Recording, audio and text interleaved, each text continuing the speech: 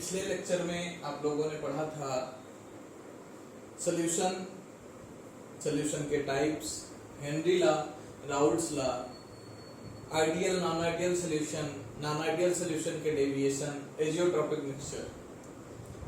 इन solution में solute के basis पे कुछ प्रॉपर्टीज होती है और एक बहुत माइन्यूट चीज जो मैं फिर से रिपीट कर दे रहा हूं यहाँ पे, ये जो सॉल्यूशन लिखा है ना, सॉल्यूशन एक तरह का बाइनरी मिक्सचर है, एक तरह का बाइनरी मिक्सचर है।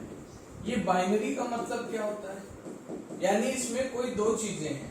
बाइनरी का मतलब two things, one is solute and other is solvent. Solute dissolve in solvent, solute जो है वो सॉल्वेंट में डिजॉल्व रहता है। सोल्यूट और सॉल्वेंट हम कैसे डिसाइड करेंगे? सॉल्यूशन में जिसके मोल की संख्या कम होगी, जिसके नंबर ऑफ मोल्स कम होंगे वो सोल्यूट है और जिसके मोल्स ज्यादा होंगे वो सॉल्वेंट है। तो आज हमको अगले लेक्चर में पढ़ना है क्वालिटेटिव प्रॉपर्टीज। अभी बताया ना, सोल्यूट और सॉल्वेंट, ऐसी प्रॉपर्टीज जो सोल्यूट पे डिपेंडेंट हो और वो भी कैसे सोल्यूट? Non volatile solute. कल ये टर्म डिस्कस हुआ था, नॉन वोलेटाइल क्या होता है, पिछले लेक्चर में डिस्कस हुआ था। नॉन वोलेटाइल सोल्यूट का मतलब है ऐसा सोल्यूट जिसको हम वेपर में कन्वर्ट ना कर सके, जो वेपर ना बन सके, सॉलिड है तो सॉलिड ही रहे, ऐसे सब्सटेंस को क्या कहते हैं? Non volatile solute. और जितनी प्रॉपर्टीज इस पे डिपेंड करेंगी, नॉन वोलेटाइल सोल्यूट के मोल्स पे जितनी प्रॉपर्टीज डिपेंड करेंगी, these are called qualitative properties. हमारे पास चार प्रॉपर्टी हैं जो हमको पढ़नी है और वो कैसी हैं? Qualitative properties, 4। तो पहली पढ़ते, लेट ना करते हुए, relative lowering in vapour pressure. एक कॉमन एग्जांपल आपको बता दूं, ये सॉल्वेंट, सोल्यूट, सॉल्यूशन, इनको मिला के कुछ मिक्सचर बना हुआ है। यहां पे हमारा लिखा हुआ है सॉल्वेंट, दिस इज सॉल्वेंट।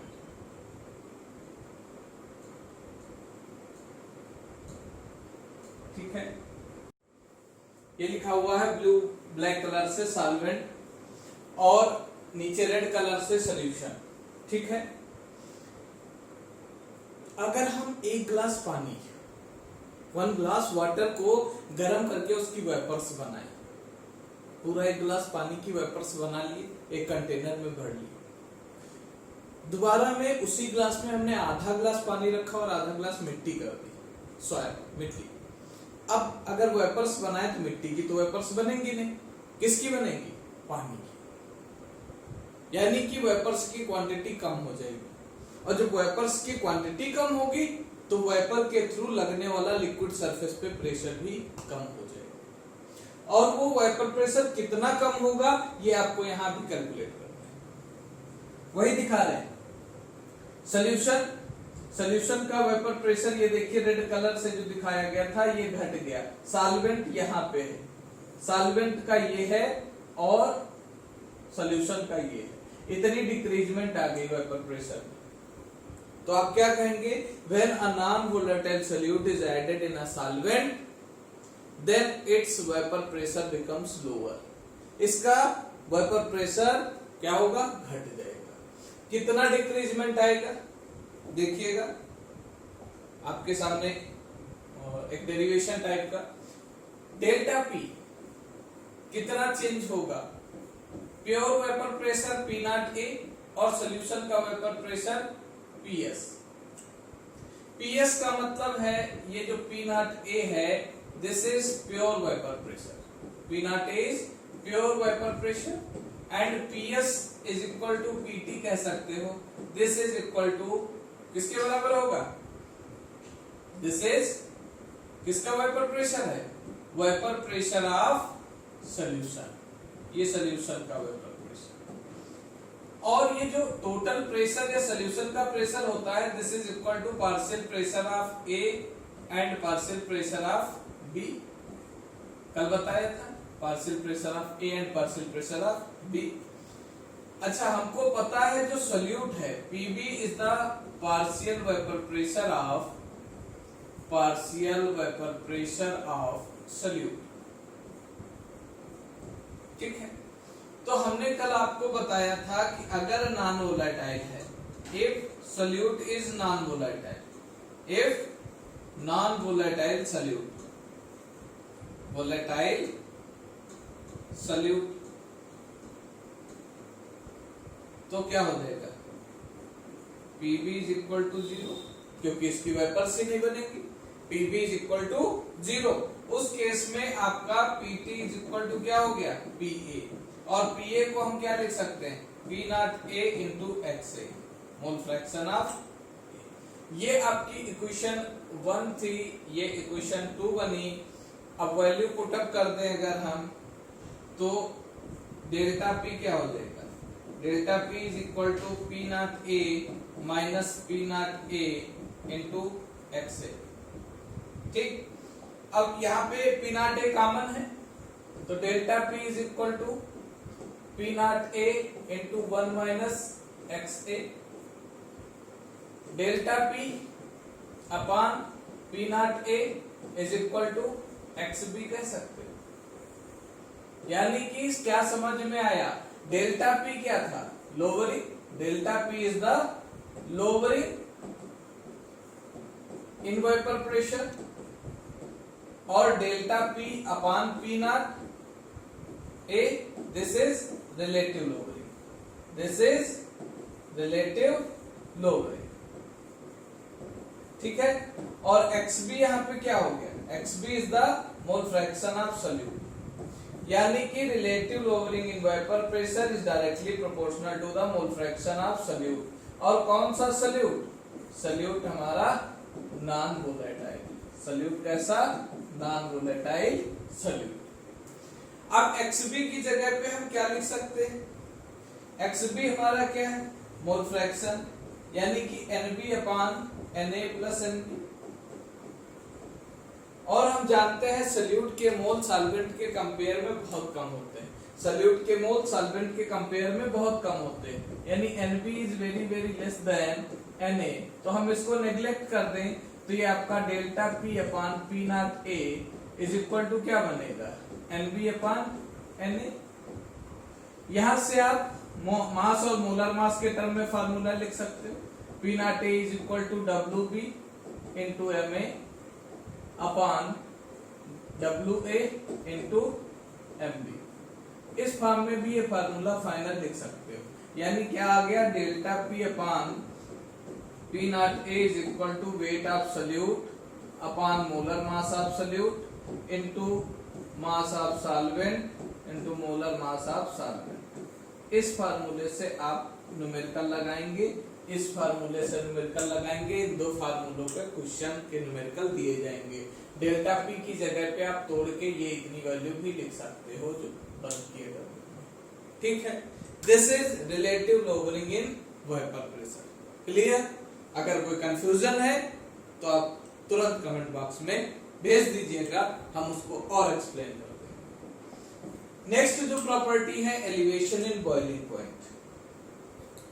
आपने देखा होगा जब आप चाय बनाते हैं, बहुत सिंपल सा एग्जांपल, जब आप चाय बनाते हो, पानी को बाउल में रख के जब गैस पे रखा जाता है, बर्नर पे बर्न किया जाता है, जब वो बॉयल होने लगता है, हम चीनी डालते हैं, चीनी डालते ही पानी की बॉइलिंग रुक जाती है। कितनी देर के लिए रुकती है? जब तक वो चीनी सारी की सारी घुल ना जाए। उस चीनी ने क्या किया, पानी की हीट अपने अंदर खींच ली, पानी की हीट अपने अंदर खींच ली, इसलिए पानी के पास टेम्परेचर कम पड़ गया और बॉइलिंग रुक गई। इसका मतलब जब कोई सॉल्यूट किसी सॉल्वेंट में डाला जाएगा तो सॉल्वेंट की हीट खींच लेगा, दे भी सकता है, खींच भी सकता है। सॉल्वेंट के पास ज्यादा है तो खींच लेगा। हीट का ट्रांसफर आपने पढ़ा है, हाई टू लो होता है। तो जब किसी सॉल्वेंट में हम कोई नॉन वोलेटाइल सॉल्यूट डालेंगे तो मैक्सिमम कंटेंट ऑफ हीट अपने अंदर वो होल्ड कर सकता है, क्योंकि वो तो नॉन वोलेटाइल है, वो डिसॉल्व ही नहीं होगा। ग्राफ बना हुआ है हमारे, ग्राफ में आप देखिए, सब ग्राफ में ध्यान से देखिए, vapour pressure is to boiling point का ग्राफ बनाया गया। बॉइलिंग पॉइंट अपने में एक कंफ्यूजिंग डेफिनेशन है, आपसे पूछा जाता है तो आप कह देते हो जब पानी बॉयल हुआ वही बॉइलिंग पॉइंट है। नहीं, जब किसी लिक्विड का वेपर प्रेशर एटमॉस्फेरिक प्रेशर के इक्वल हो जाता है उस टेम्परेचर को कहते हैं बॉइलिंग पॉइंट। क्लियर? जिस टेम्परेचर पे लिक्विड का vapour pressure boiling atmospheric pressure के इक्वल हो जाए उसे कहते हैं बॉइलिंग पॉइंट। हमारा जो पहले से सॉल्वेंट था उस सॉल्वेंट का ये लाइन दिया हुआ है, this is boiling point. Initial boiling point T0 से दिखाया गया, और जब इसमें हमने सोल्यूट ऐड कर दिया तो अब ये कहीं यहां जहां टीबी है, टीबी के पास बॉयल हो रहा है। डिफरेंस क्या आया? Delta TB. डेल्टा टीबी ही क्या है? एलिवेशन इन बॉइलिंग पॉइंट, यानी change in boiling point. Clear? और ये चेंज कितना होगा? Delta TB is directly proportional to the molality of solution. Molality of solution. अगर हम यहां से प्रोपोर्शनल का साइन हटाएंगे तो एक कांस्टेंट आएगा Kb इंटू एम। Kb को यहाँ पे दो नाम से जाना जाता है, या तो इसको कहते हैं इब्यूलियोस्कोपिक कांस्टेंट, इब्यूलियोस्कोपिक कांस्टेंट, या फिर दूसरा जो इसका नाम है वो है molal elevation constant. Molal elevation constant. हमसे कई बार Kb की डेफिनेशन पूछ ली जाती है, तो हम अगर मान लें if molality is equal to 1 then elevation in boiling point is equal to molal elevation constant. अगर मोलैलिटी 1 है, यूनिमोलल सॉल्यूशन है, तो उसके लिए Kb is equal to delta Tb। तो delta Tb is equal to Kb हो गया। और अगर हम कहते हैं पानी का 100% है, इसमें कुछ डाल दिया तो कुछ ना कुछ उसका जो बॉइलिंग पॉइंट होगा वो बढ़ जाएगा। हमें बढ़ा हुआ अगर बता दिया गया तो हम Tb इज इक्वल टू क्या लिख सकते हैं? Tb is equal to delta Tb plus T0। T0 में ऐड कर देंगे तो ये हो जाएगा। अब T0 फॉर वाटर कितना होता है? अगर हम बात करें T0 for water, water he generally हमको मिलता है, तो T0 फॉर वाटर हो जाएगा 100 डिग्री सेल्सियस। तो यहाँ पे Tb की वैल्यू क्या हो जाएगी?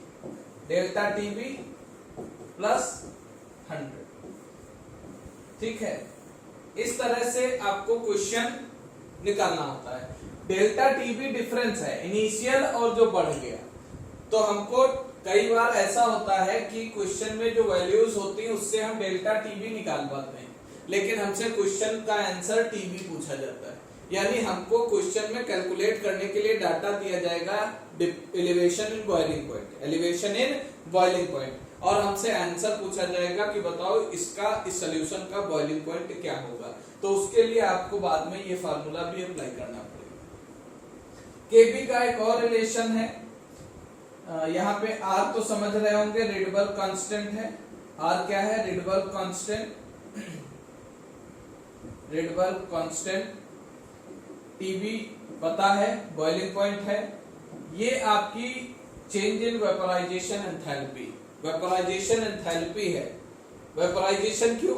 क्योंकि बॉइलिंग पॉइंट है, लिक्विड से वेपर्स में बन रहा है। इस वेपर्स में बदलते समय 1 किलोग्राम अगर सब्सटेंस है और अगर उसको स्टेट चेंज करते हैं तो वहां पे एंथैल्पी टर्म यूज होता है, 11th थर्मोडायनेमिक्स में पढ़े थे। ये हो गया आपका elevation in boiling point. Next, depression in freezing point. Simple पानी को आप फ्रिज में रख दें, बल्ब बनने में उसे ज्यादा समय नहीं लगता, लेकिन अगर आइसक्रीम बनाना हो तो आइसक्रीम बनाने के लिए आपको उसे उससे ज्यादा, जितना था उससे ज्यादा हमको क्या करना पड़ता है? ठंडा करना पड़ता है, टेम्परेचर डाउन करना पड़ता है। तो आइसक्रीम अगर हमें बनाना है तो जितना जनरल वाटर को आइस में बनाने में समय लगता है उससे ज्यादा समय, उससे ज्यादा टेम्परेचर डाउन करना पड़ता है। यानी सॉल्वेंट का जो फ्रीजिंग पॉइंट होता है वो सॉल्यूशन से ज्यादा होता है। जब नॉन वोलेटाइल सॉल्यूट डालेंगे, फ्रीज कैसे होता है? किसी सब्सटेंस से हीट निकाल लो, फ्रीज हो जाएगा। अब अगर उसके अंदर कोई अदर सब्सटेंस भी पड़ा है तो उसकी भी हीट निकालनी पड़ेगी, इसलिए हमें उतना टेम्परेचर ज्यादा डाउन करना पड़ता है।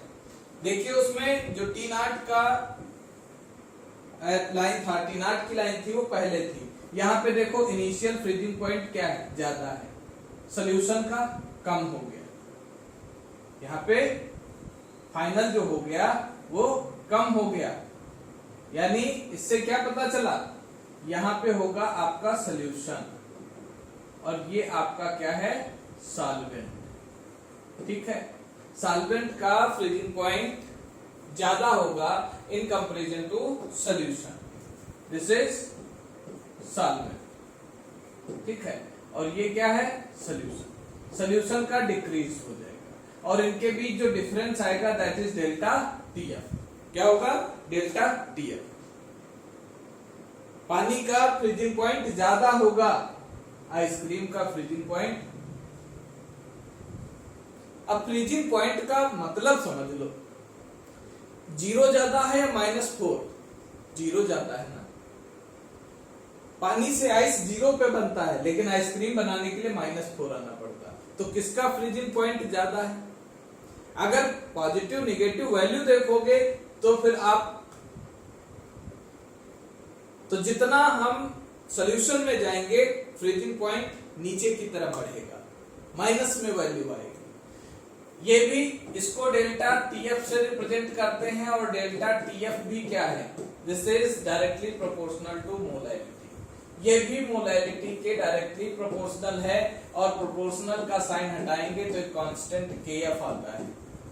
केएफ को क्रायोस्कोपिक कांस्टेंट कहा जाता है। क्या कहा जाता है, क्रायोस्कोपिक कांस्टेंट, या फिर इसी का दूसरा नाम molar depression constant, molar depression constant. ठीक है, इसके लिए भी वही टर्म कंडीशन, अगर मोलैलिटी 1 हो जाए तो depression in freezing point is equal to cryoscopic constant.